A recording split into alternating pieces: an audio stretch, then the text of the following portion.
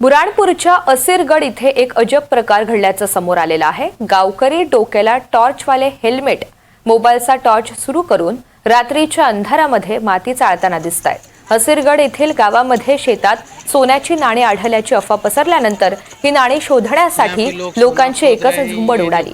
Chhava cinema प्रदर्शित झाल्यानंतर सर्वांनाच बुराणपूर हे औरंगजेबाचे प्रिय शहर असल्याचं कळलं।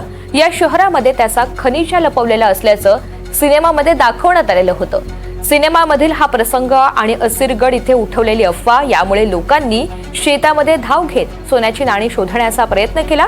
असीरगड इथे महामार्गाची उभारणी करण्यासाठी सध्या काम सुरू आहे आणि त्यामुळे अनेक ठिकाणी शेतात खोदकाम झालेलं आहे।